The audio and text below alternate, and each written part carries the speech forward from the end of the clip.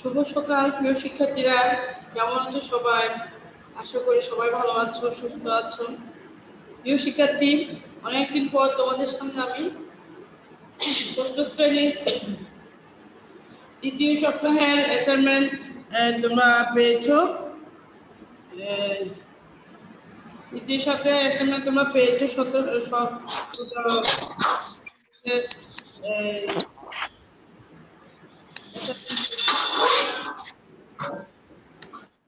Marker গতকালে আমরা তোমাদেরকে যে নতুন অ্যাসাইনমেন্ট দিয়েছিলাম, ওটাতে তোমাদের ষষ্ঠ শ্রেণীতে ইংলিশ আছে।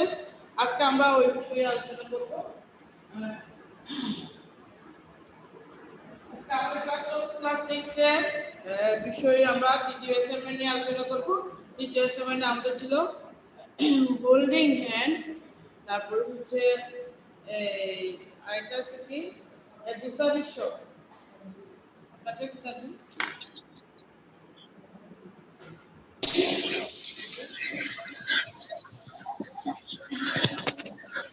আমরা অ্যাসাইনমেন্ট নিয়ে আমরা আলোচনা করি।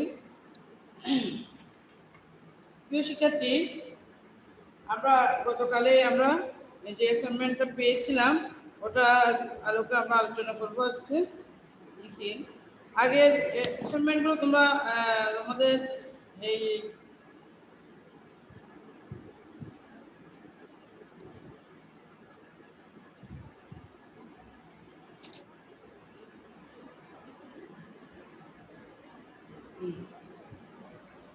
আগের যে আমরা অ্যাসাইনমেন্ট দিয়েছিলাম ওটাতে তোমরা ভালোই লিখেছো।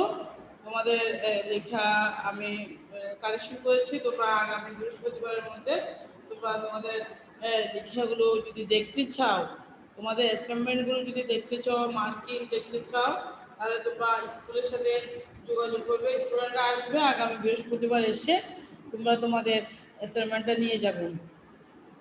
আমি যেটা বলছিলাম, তোমরা তোমাদের অ্যাসাইনমেন্টগুলোতে তোমাদের যে ভুলগুলো আমাদের ধরা পড়েছে, তোমরা প্রায় সবাই অ্যাসাইনমেন্ট লিখেছো। আসলে মার্কিং করাটা হচ্ছে যে ডিফারেন্ট আমি কিছু দেখিনি।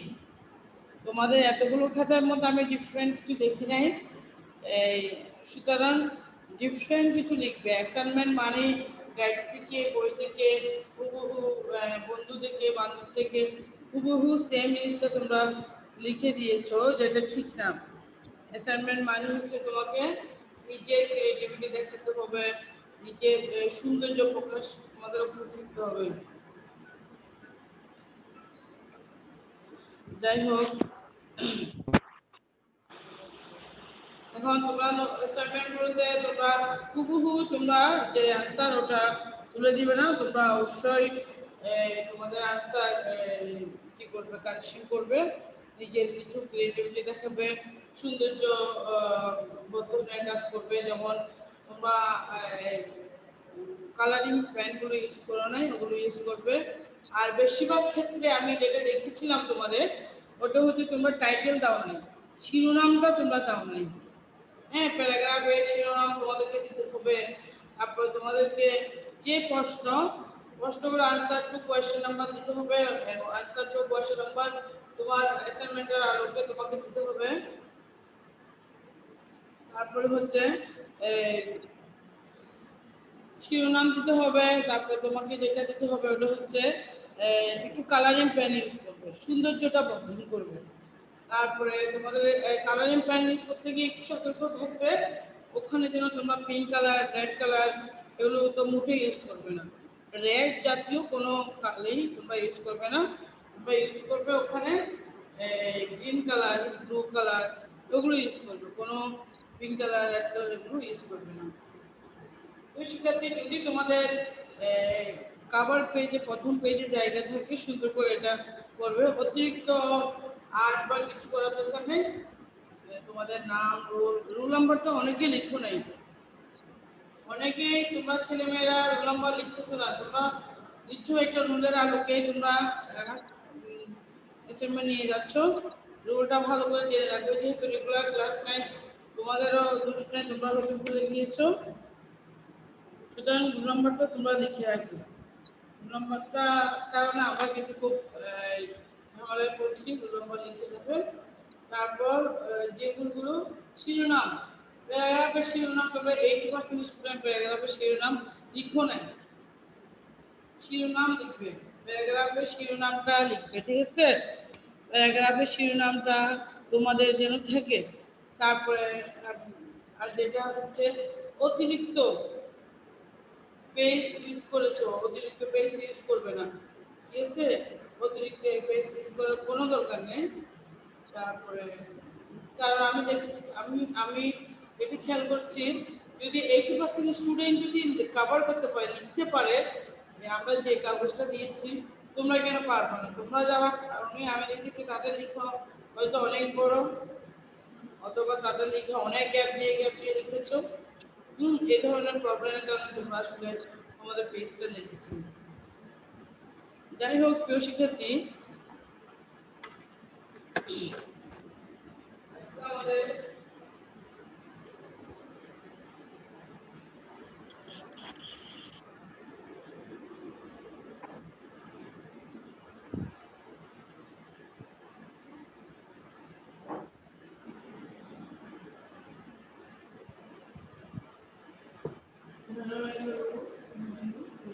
শিক্ষার্থী আমাদের তৃতীয় সপ্তাহে অ্যাসাইনমেন্ট আমরা যেটা পেয়েছি ওটা হচ্ছে, দেখো আমাদের হাতে নিচে অ্যাসাইনমেন্টটা আছে, ওটা হচ্ছে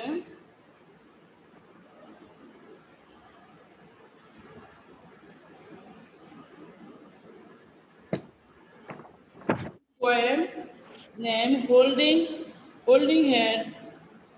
holding hands, এটাকে জাস্টিফাই করতে বলতেছে।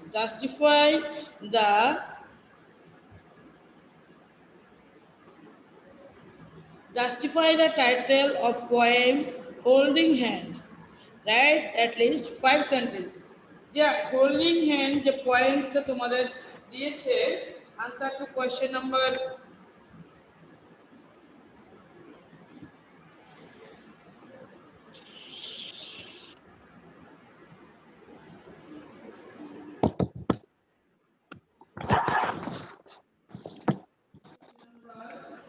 one and justify the holding to add করো, আমি মার্কেটটা দেখি।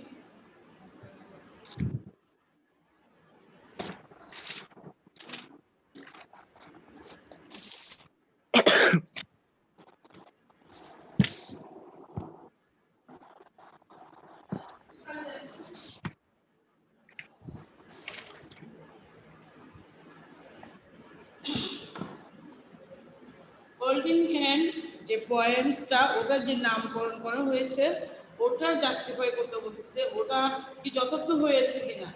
তোমাদের অ্যাট লাস্ট 5টা সেন্টেন্স ইউজ করতে বলছে ওখানে, যে কেন এটা হোল্ডিং হ্যান্ডের সঠিক হয়েছে কিনা। দেখি আমরা এটা করবো।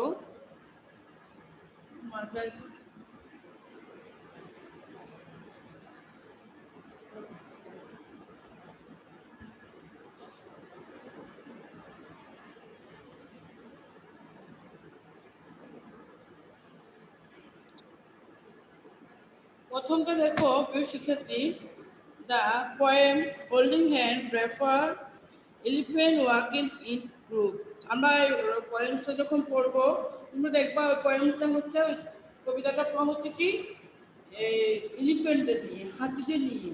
হ্যাঁ, হাতিরা কিভাবে আমরা হাঁটে আমরা খেয়াল করবো, তোমরা খেয়াল করেছো কিনা জানি না, ওরা কিন্তু দলবদ্ধভাবে হাঁটতে ভালোবাসে। It is well known to all that elephant work in a group. আমরা সবাই খুব ভালো জানি যে হাতিরা খুব দলবদ্ধভাবে হাঁটতে ভালোবাসে, গ্রুপে হাঁটে। When they go any place, যখন তারা কোথাও যায়, it looks like a circus ring holding each other hand, trunks and trails. ওরা যখন কোথাও যায় তাদের সুরগুলো এমনভাবে একটার সাথে একটা থাকে, মনে হচ্ছে তারা মানে আমরা যেভাবে একজনের হাত ধরে একজন এভাবে যায়, ঠিক ওভাবে যাচ্ছে। তারপর হচ্ছে কি দেখো, we know a proverb goes that unity is strength. আমরা একটা প্রভাব আমরা খুব ভালোভাবেই জানি যে একতাই শক্তি, একতাই বল, একতাই শক্তি, একতাই বলের পর আমরা আমাদের অনেকগুলো আমরা মোরাল স্টোরি পড়েছিলাম। তোমাদের কি মনে আছে? এই ইউনিটি স্ট্রেটে there was a old man who had 6 sons.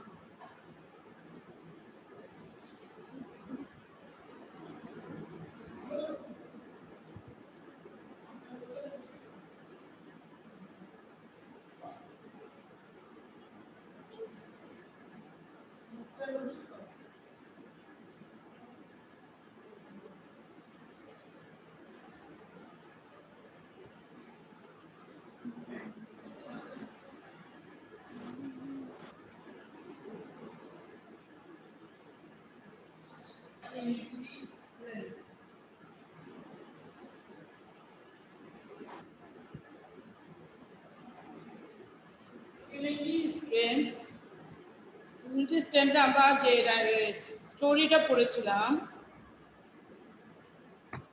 এটি কেমন ছিল? ইউনিটি একতায় বল, একতায় বলে আমরা যে স্টোরিটা পড়েছিলাম ওটার কি ছিল? একজন বৃদ্ধ, একজন বৃদ্ধ তার 3টা পুত্রকে একসাথে ডেকেছিল। হ্যাঁ, তারপর কি? তারপর বলছিল তোমরা কিছু স্টিক্স অ্যান্ড রোপ, কিছু লাঠি এবং কিছু দড়ি তোমরা কালেকশন করো। তারা দড়ি এবং লাঠি কালেকশন করেছিল। কেন ডেকেছিল? তিনি খেয়াল করতো তার পুত্ররা প্রায় একে অপরের সাথে ঝগড়া করত। তাহলে উনি ওই ওনাদেরকে শিক্ষা দেওয়ার জন্য ডেকেছিল এবং বলেছিল তোমরা কি করো, কিছু লাঠি এবং কিছু দড়ি তোমরা আমার কাছে আনো। তারা এনেছিল এবং তার বাবাকে দিয়েছিল বলে এভাবে শক্ত করে অনেকগুলো লাঠি আর শক্ত করে বাঁধো। বাঁধার পরে তারপর বলেছিল কি তোমরা এগুলো একজনকে দিলে মানে এগুলো সব ভাগ হয়েছিল। তারপর প্রথম সন্তান বড় সন্তান সে ভাঙতে পেরেছিল না, পারেনি। তারপর দ্বিতীয় সন্তানকে দিয়েছিল যে তোমরা এটা এগুলো ভাঙবো, সেও পারেনি। তৃতীয় জনকে দিয়েছে, সেও পারেনি। তারপর বলছে এগুলো আনটাইট করো, অর্থাৎ দড়িগুলো তোমরা খুলে ফেলো। দড়ি খোলার পর বলে এবার একটা একটা তোমরা হাতে নাও, লাঠিগুলো একটা একটা নাও, এখন লাঠিগুলো একটা একটা নিয়ে এবার ভাঙবো। তারা দেখবো যে খুব ইজিলি তারা কি করলো, তারা লাঠিগুলো ভেঙে ফেলেছিল।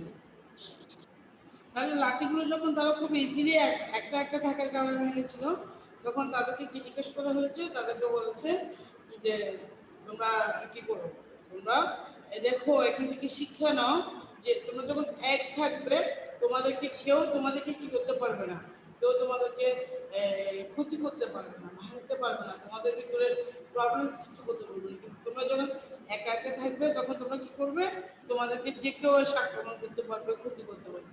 ঠিক আমরা হাতির পাল যখন হাঁটে দেখি তারা কখনোই একা হাঁটে না, কারণ তারাও জানে যে তারা যদি একা হাঁটে একা চলে তখন তাদেরকে কি অন্য প্রাণীরা এসে, তাদের যে শক্তিশালী প্রাণীরা এসে তাদেরকে কি করবে, আক্রমণ করবে। তাই তারা কি করে দলবদ্ধভাবে এমনভাবে হাঁটে যে যেন একটা হাতের উপর আমরা একটা হাতের উপর একটা হাত দিয়ে আমরা যেভাবে চলি ঠিক করবো। তাহলে আমরা পুরো ছড়াই দেখলাম যে তারা কিভাবে হাঁটে, তারা কিভাবে চলে। হ্যাঁ, তাহলে আমরা অ্যাটলিস্ট বলতে পারি কি জাস্টিফাইয়ের ক্ষেত্রে আমরা শেষ বাক্যটা কি ইউজ করতে পারি? So I can say that the title of poem is completely correct and relevant. If we stay united, we will success and make ourselves strong. তাহলে আমরা এই ইউনাইটেড স্টেট থেকে আমরা যে যে যে শিক্ষা আমরা নিয়েছি ওটা হচ্ছে আমরা যখন এক কথা বলতে থাকবো তখন আমরা কি থাকতে পারবো, আমরা অবশ্যই আমরা আমাদের একতাবদ্ধ থাকলে আমরা আমাদের শক্তি আমাদের এক থাকবে এবং আমরা সবসময় সাকসেস হতে পারবো। তারপর হচ্ছে তাহলে আমরা লাস্ট আমরা যেভাবে লিখতে পারি যে কবিতাটি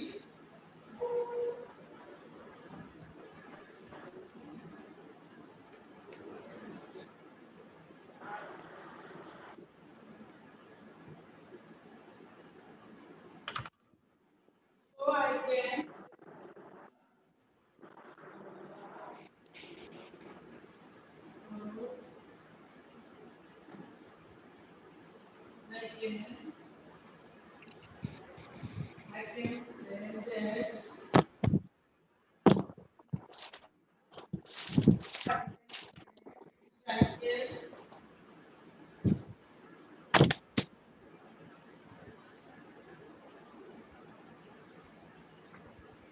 of the poem.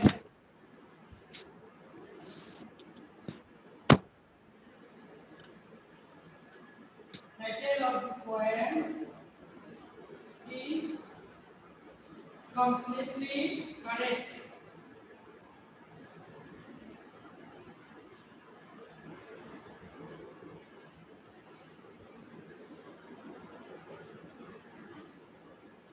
Completely correct. The holding hand যেটা কম and elevated এবং যথাযথ হয়েছে and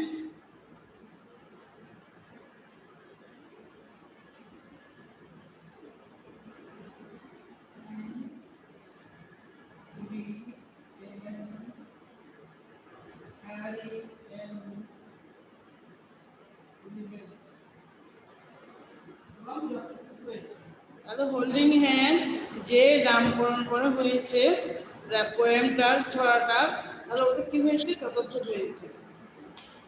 তারপর দুই নং ইয়াতে আমরা কি রেখেছি? 2 নম্বর অ্যাসাইনমেন্ট আমাদের আছে you are a student, you go to grocery shop. Grocery শপের আলোকে লেসন 7 এর আলোকে আমাদের যে এটা দিয়েছে, প্যারাগ্রাফটা দিয়েছে, ওটা হচ্ছে যে রাইট অ্যান এক্সপেরিয়েন্স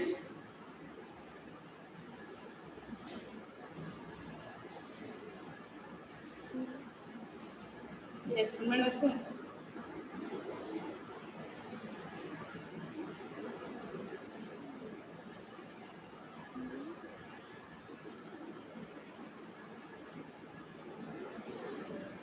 দুই নং হচ্ছে কি আমাদের লেসন 7 এর আলোকে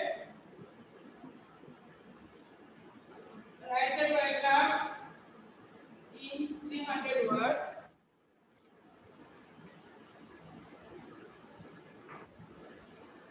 Write a paragraph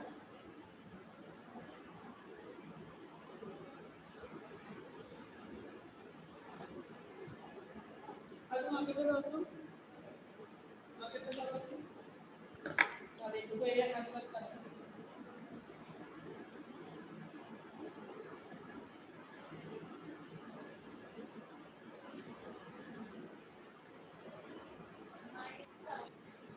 Write a paragraph in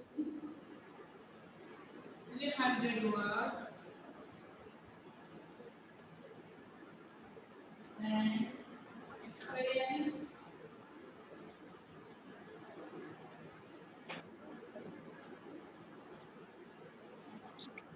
on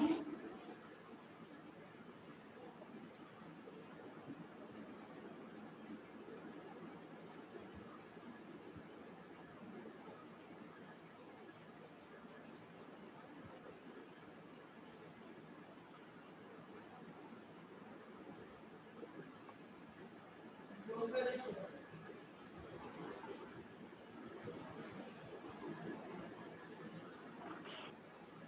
Grocery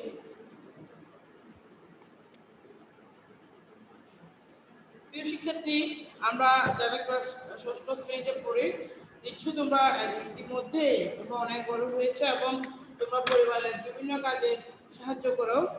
সেক্ষেত্রে যে আমরা ছোটোখাটো বিষয়ের জন্য যে গ্রোসারি শপ, মুদির দোকানে যাওয়া, অবশ্য আমরা গিয়েছি, মা বাবার সাথে গিয়েছি, অথবা ইতিমধ্যে আমরা তোমরা নিজেরাও অনেকবার গ্রোসারি শপে গিয়েছো এবং তোমরা শপিং করেছো।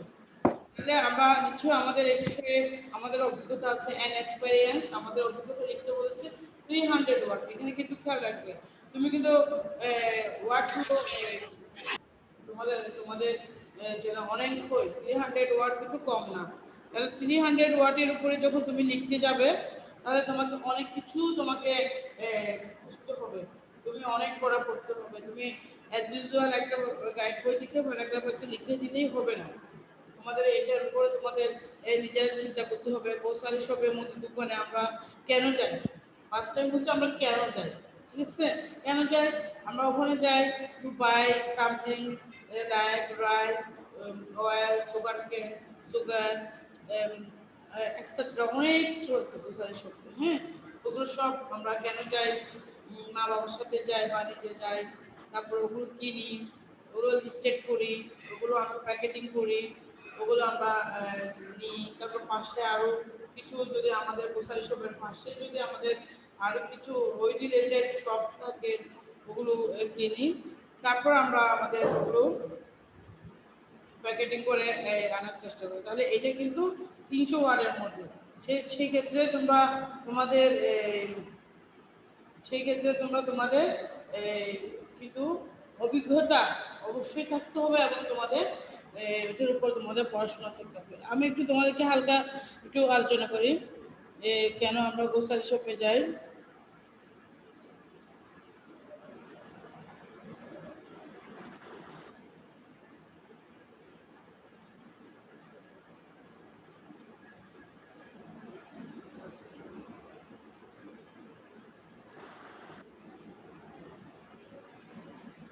Grocery shop, I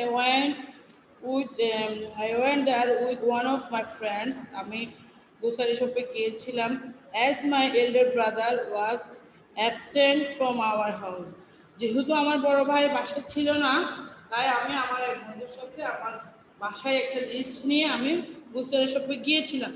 I went there for buying some daily necessaries for our family. আমি সেখানে গিয়েছিলাম আমার পরিবারের কিছু কি কিনতে, প্রয়োজনীয় জিনিস কিনতে। There are so many things like rice, sugar, oil, salt, onions, potatoes, carrots, cucumbers, cauliflower, beans, masala and other vegetables. সেখানে আমি অনেক কিছু দেখেছিলাম, চাল, ডাল, তেল, লবণ, মরিচ, পেঁয়াজ, হ্যাঁ, টমেটো, গাজর, বাঁধাকপি, ফুলকপি, অনেক কিছু দেখেছিলাম। However, I opened my shopping list at first. প্রথমে আমি আমার বাসা থেকে যে শপিং লিস্টটা দিয়েছে ওই শপিং লিস্টটা আমি শপিং লিস্টটা আমি নিয়েছিলাম। তাহলে আমাদের লেসন এইটে দেখো, have you even visited any grocery shop? তুমি কি কখনো কোনো মুদি দোকানে গিয়েছিলেন? তাহলে উত্তর হবে কি? উত্তর আমরা প্যারাগ্রাফের ওই আনসার আমরা লিখবো, হ্যাঁ আমি গিয়েছিলাম। কার সাথে গিয়েছিলাম, কেন গিয়েছিলাম? আমি গিয়েছিলাম, আমি আমার এক ফ্রেন্ডের সাথে গিয়েছিলাম। কেন গিয়েছিলাম? কারণ আমার বড় ভাই সেদিন বাসায় ছিল না, তাই আমি গিয়েছিলাম। তারপর why did you go there and who with? কেন তুমি সেখানে গিয়েছিলে? তাহলে আমরা ওখানে ব্যাখ্যা আমি 4-5 লাইনের উপর লিখতে হবে কেন আমি সেখানে গিয়েছিলাম, হ্যাঁ, কার সাথে গিয়েছিলাম। তাহলে কার সাথে কেন গিয়েছিলাম? আমি টু বাইং সাম ডেইলি নেসেসারিজ, আমি কিছু আমার প্রয়োজনীয় জিনিস কিনতে গিয়েছিলাম। হোয়াট ডিড ইউ সি দেয়ার? সেখানে তুমি কি কি দেখেছিলে? হ্যাঁ, তুমি কি কি দেখেছিলে? গ্রোসারি শপে তুমি কোন ধরনের আইটেম দেখেছিলে? If you are to visit সার্চ শপ, যদি ইতিমধ্যে তুমি এই ধরনের কোনো দোকানে গিয়ে থাকো, what are the reason behind? এটার পেছনে কারণটা কি? মানে কোন কারণে, কি কারণে তুমি ওখানে গিয়েছিলে? In that cause natural narrative any of your shopping experience in 300 word. তাহলে এই ধরনের অভিজ্ঞতার আলোকে তুমি 300 ওয়ার্ডের উপর তোমার যে শপিংয়ে গিয়েছিলে গ্রোসারি শপে ওটা লিখবে। তাহলে ওটার টাইটেল লিখতে হবে 300 ওয়ার্ডের মধ্যে, যেহেতু সেটা অবশ্যই তোমার কম্পোজিশন আকারে তোমাকে টাইটেল লিখতে হবে। তাহলে টাইটেলটা কী হবে? টাইটেলটা হবে যে মাই experience in a grocery shop. তাহলে টাইটেল লিখে আমরা আমাদের কি করব? টাইটেল লিখে আমরা আমাদের শুরু করব। তাহলে কেন গিয়েছিলাম, কার সাথে গিয়েছিলাম, যাওয়ার কারণ কি ছিল, কি কি কিনেছিলাম, হ্যাঁ, এগুলো লিস্ট করে সুন্দর করে 300 ওয়ার্ডের মধ্যে তোমরা এগুলো লিখবে এবং ভালো করে প্রেজেন্ট করবে, শিরোনাম লিখবে। তোমাদের এবারে অ্যাসাইনমেন্টে তেমন খুব বেশি প্রশ্ন নেই, প্রথমবারে তোমাদের অনেক ছিল, এবারে লাস্ট সেকেন্ডটা answer to question number 2 lesson 8-এর এটা তোমরা একটু সুন্দর করে প্রথমটা তোমরা 4-5 লাইনের মধ্যে লিখলে হবে, কিন্তু দ্বিতীয়টা তোমরা কিন্তু ওয়ার্ড যেহেতু এখানে বেঁধে দিয়েছে এখানে কম্পোজিশন আকারে প্যারাগ্রাফ আকারে 100-150 ওয়ার্ড হলে হবে না, এটা কম্পোজিশন আকারে তোমাদেরকে দিচ্ছে, তাই ওটা তোমরা 300 ওয়ার্ড অবশ্যই তোমরা 300 ওয়ার্ডের মধ্যে থাকতে হবে। প্রিয় শিক্ষার্থী, তোমাদের এর মধ্যে যদি কোনো সমস্যা হয় বা তোমাদের অ্যাসাইনমেন্ট বুঝতে কোনো ঝামেলা হয় তোমরা টিচারদের সাথে যোগাযোগ করবে। সেই পর্যন্ত ভালো থাকবে। আগামী বৃহস্পতিবার আমরা আমাদের অ্যাসাইনমেন্টগুলো দেখাবো, তোমরা স্কুলের সাথে যোগাযোগ করবে এবং আগামী রবিবার প্রত্যেক রবিবারে কিন্তু আমরা ষষ্ঠ এবং সপ্তম শ্রেণীর অ্যাসাইনমেন্টগুলো দিব এবং নেব, সুতরাং তোমরা আগামী রবিবারেই আমাদের অ্যাসাইনমেন্টগুলো জমা দিয়ে দেবে। সে পর্যন্ত ভালো থাকবে। আল্লাহ হাফেজ।